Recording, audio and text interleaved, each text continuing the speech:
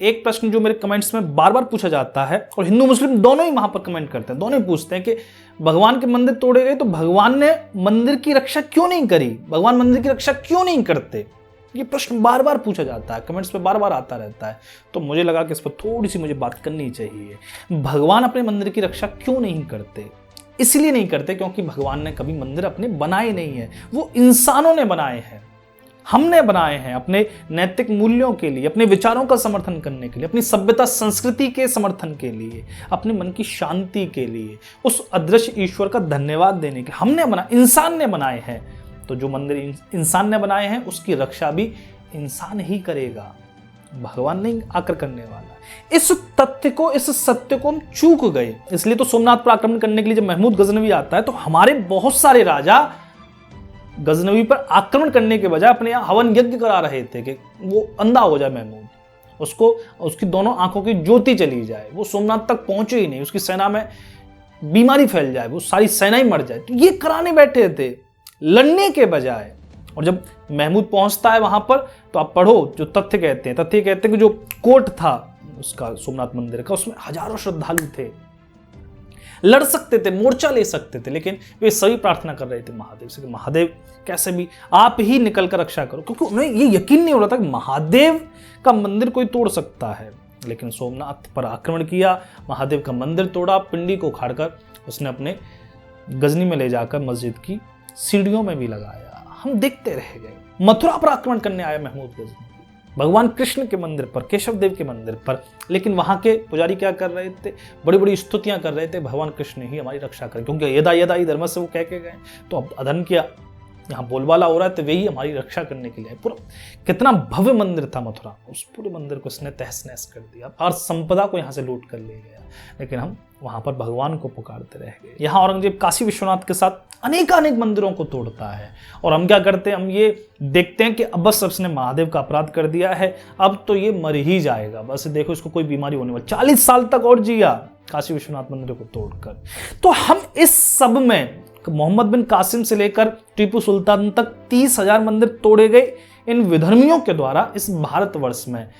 लेकिन यहां पर हम कोई एक तथ्य हमसे छूट रहा था, कोई सत्य हमसे छूट रहा था। क्यों? क्योंकि ये सभी मंदिर तोड़े गए, एक मंदिर की रक्षा करने के लिए भगवान प्रकट नहीं हुए।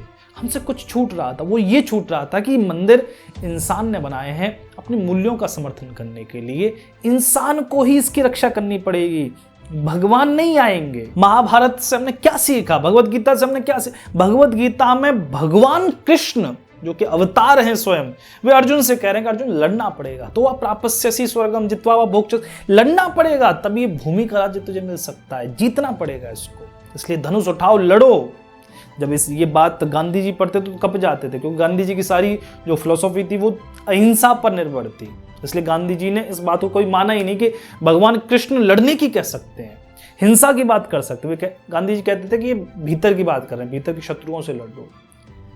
हमने इसी तरीके से, गांधी जी की बात नहीं, हम सभी ने इसी तरीके से शास्त्रों का अर्थ का अनर्थ किया है। शास्त्र कुछ कह रहे हैं, हमने कुछ लिया है। भगवान बुद्ध कहते थे, मैं एक बात कहता हूं लेकिन सुनने वाले अगर 1000 हैं तो 1000 तरीके से उस बात को समझते हैं। इसलिए हमने शास्त्रों का पूरी तरीके से गुड़ गोबर किया। महाभारत को देखो, महाभारत में भगवान कृष्ण लड़ रहे हैं। जैसे पृथ्वीराज चौहान ने मोहम्मद गौरी को कई बार क्षमा किया, 7 बड़े युद्ध हुए तथ्यात्मक तौर पर हम देखें तो, जिसमें कई बार मोहम्मद गौरी को क्षमा किया जाता है पृथ्वीराज चौहान के द्वारा। अगर सबको भी छोड़ते तो एक बार तो मोहम्मद गौरी को क्षमा किया ही था तथ्यात्मक रूप से। लेकिन क्यों किया?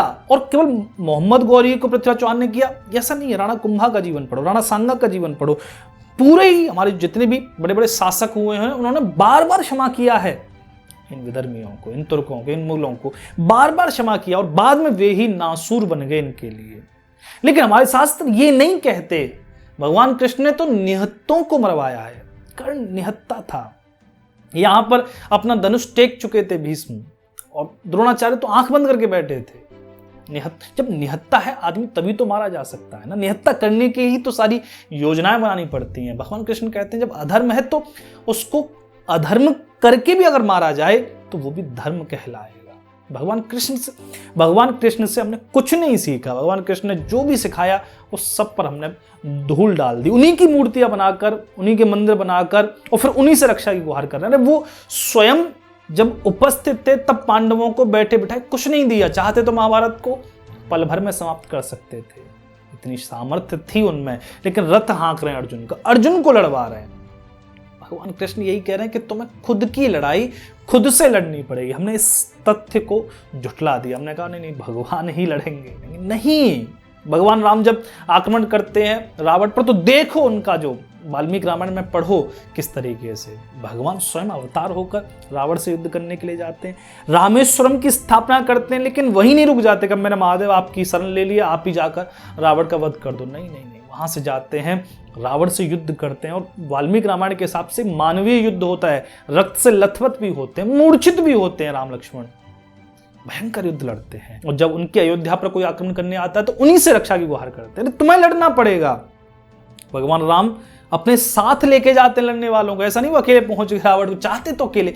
भगवान के पास सामर्थ्य है, वो कुछ भी कर सकता है, लेकिन वे हमें यही दिखाना चाहते हैं कि हमें लड़ना पड़ेगा। हमने इस तथ्य को झुठला दिया, इसलिए हमने 30,000 मंदिरों की समृद्धि खो दी। आप देखो, अपने शास्त्रों को देखो, अपने देवी देवताओं को देखो, अपने भगवानों को देखो, जहां पर सभी के हाथ में शस्त्र अस्त्र हैं।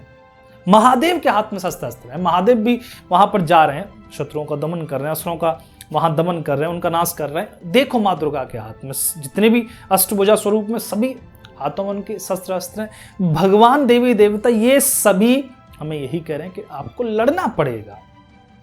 भगवान क्यों लड़ रहे हैं? त्रिशूल लेकर, धनुष बाण लेकर, गदा लेकर क्यों लड़ रहे हैं? जबकि भगवान है, वो तो चाहते तो कैसे भी समाप्त कर सकते हैं, कैसे भी दुष्टों का दलन कर सकते हैं, लेकिन लड़ रहे हैं ना। वो क्यों? क्योंकि वो हमें बताना चाहते हैं कि लड़ना पड़ेगा तुम्हें। तुम अपने मंदिरों के लिए नहीं लड़े, हम नहीं लड़े, हम तो भूल भी गए किसने मंदिर तोड़ा, कहां तोड़ा, हमने याद ही नहीं रखा चीजों को। अब यहां पर प्रश्न उठता है कि फिर हम क्यों मंदिरों की रक्षा करें? जब भगवान को लेना देना नहीं है मंदिरों से, तो हम क्यों जूझे मंदिरों के लिए? आप अपने लिए जूझो, क्योंकि मंदिर आपकी सभ्यता, आपकी संस्कृति का प्रतीक है। आप अपनी संस्कृति को बचाने के लिए जूझो। अगर ये संस्कृति नहीं रही, जो संस्कृति सिखाती है वसुदेव कुटुंबकम, जो संस्कृति सिखाती है सर्वे भवन्तु सुखिनः, सब सुखी हो, सभी पूरा परिवार हैं हम, ये पूरा विश्व हमारा परिवार है, इस संस्कृति को बचाने के लिए जूझना पड़ेगा। ये संस्कृति नहीं रही तो दूसरी संस्कृति तुम पर हावी हो जाएगी, फिर तुम याद करोगे, फिर तुम कहोगे कोई दूसरा काफिर है, बस मार दो इसको। अपनी सभ्यता, अपनी संस्कृति, अपने अस्तित्व को बचाने के लिए इसके लिए जूझना पड़ता है। भगवान के लिए हम मंदिर नहीं बनाते। सोचते तो यही है कि भगवान को पसंद कर देंगे हम अब मंदिर बनाकर, इसमें लाखों करोड़ों रुपए लगा दो, भगवान प्रसन्न। हम मंदिर जो बना रहे हैं वो अपने लिए बना रहे हैं, अपनी शांति के लिए बना रहे हैं, अपने मूल्यों का समर्थन करने के लिए बना रहे हैं। इस पूरी दुनिया में लड़ाई किस बात की हुई थी? मूल्यों के लिए, विचारों के लिए। विचारों का द्वंद था, एक विचार दूसरा मान रहा है, एक विचार दूसरा मान रहा है। विचारों की लड़ाई में यहाँ पर लड़ाई हुई है। विचारों से ही तो पूरी दुनिया में इतना रक्तपात बहा है। भगवान को मंदिरों से क्या ही मतलब हो सकता है? भगवान का ये हमारे शास्त्र समझाते हैं तुम्हें, लेकिन हम शास्त्रों को पढ़ने की हमारे पास कहाँ फुर्सत? शास्त्रों को पढ़ो तो सही, जो हम ब्रह्मास्मि का उद्घोष करते हैं कि तुम कौन हो, ब्रह्म हो तुम। भगवान को मंदिरों से क्या मोह हो सकता? भगवान की पूरी सृष्टि है, पूरा ब्रह्मांड है। पूरे ब्रह्मांड में जितना भी हम आज तक जान पाए हैं, जो कि बस खाली एक बूंद के बराबर है, उस ब्रह्मांड में हमारी इस धरती की स्थिति कैसी है? एक रेत के कण के बराबर। उस धरती पर हमारी स्थिति कैसी है? धूल के बराबर। और उसमें हम बड़े गर्व से सीना चौड़ा कर अहंकार से फूल जाते हैं, हमने भगवान के लिए मंदिर बनवा दिया। अरे भगवान के खरबों खरबों सूर्य, उनके आसपास खरबों अरबों धरती जैसे ग्रह चक्कर लगा रहे हैं। भगवान के पास, भगवान का ऐश्वर्य तो देखो जरा, अनंत अनंत ब्रह्मांड भगवान ने बना दिए हैं। तो भगवान हमारे मंदिरों से, हम अपने अहंकार से फूल जाते हैं, वो बात अलग है। लेकिन मंदिरों की रक्षा इसलिए जरूरी है क्योंकि आप अपनी सभ्यता की रक्षा, ये वर्षों में, हजारों वर्षों में सभ्यता बनी है। इस सभ्यता ने बहुत शोध किया है, इस सभ्यता ने बहुत सारे गुण विकसित किए हैं। योग वशिष्ठ को पढ़ो, पतंजलि को पढ़ो, आदि शंकराचार्य को पढ़ो, ये गुण विकसित किए हैं। अद्भुत गुण है इस सभ्यता की रक्षा होनी चाहिए। तो इस वीडियो में मैंने थोड़ी सी अपने विचार रखे हैं। आप मेरे विचारों से असहमत हो सकते हैं, ये आपका निजी अधिकार है। आप असहमत हो या सहमत, कमेंट जरूर करें।